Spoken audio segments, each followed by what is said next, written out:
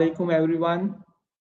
Once again, today I talk to ChatGPT on a topic of discussion is exploring the connection between diet and mental well-being. Hello, ChatGPT. Hello, everyone, and hello, Mohibin. I'm super excited to dive into this topic with you all. Let's explore how our diet can impact mental well being, and I'm here to share insights and answer any questions. Let's get started. Yes, my first question with my first question is that is really a connection between diet and mental health? Absolutely, there is. There's quite a bit of research showing that what we eat can influence our mood, stress levels, and even conditions like anxiety or depression.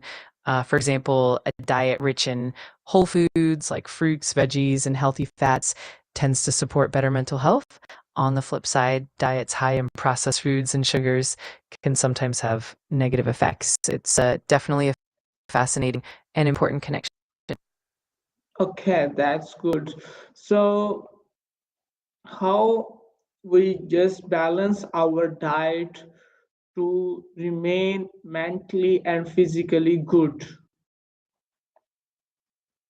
Great question. Balancing diet for both mental and physical well-being usually means focusing on whole, nutrient-dense foods that include of fruits, vegetables, whole grains, lean proteins, and healthy fats.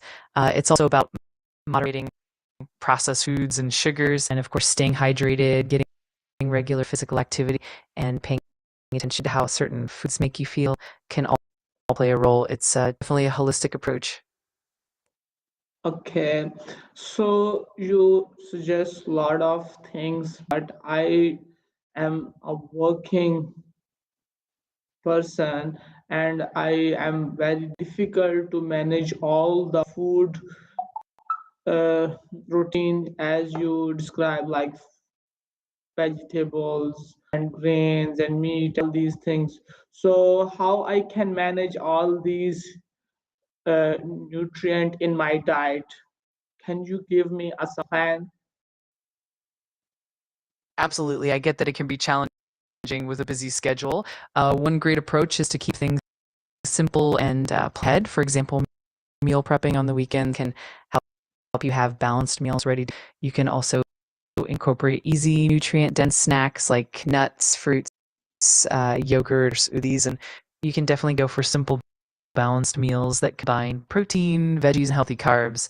It's all about small, sustainable changes that fit into routine. Happy to craft a plan that works best for you. Okay. Uh, Often people talk about that when a person doing some mental works, he or she need a specific diet that enrich in uh, vitamins, protein, and all these things to ensure that the all food nutrients can be provided properly. So how someone working or someone a student, can you suggest that a specific diet plan, you should keep in mind that it's not so much expensive, so everyone can manage this in a given budget? Absolutely, that's such an important point. The key is to focus on affordable, nutrient-rich foods. For example, things like beans, lentils, eggs, frozen vegetables, and whole grains are usually budget-friendly and super nutritious. Also, meal planning and buying in bulk can help keep costs down. You can create simple, balanced meals with a combination of protein, healthy fats, and complex carbs, and it's definitely possible to do this on a budget while still supporting both mental and physical health. Okay, so if someone eating uh, not healthy food, what is the effect that show on his behavior or on his work?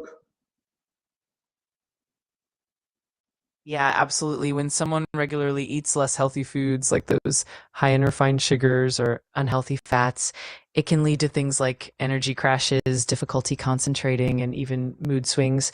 Over time, it might also contribute to increased stress or even feelings of anxiety and depression.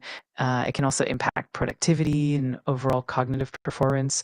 So it really does have a pretty noticeable effect on both behavior and work performance.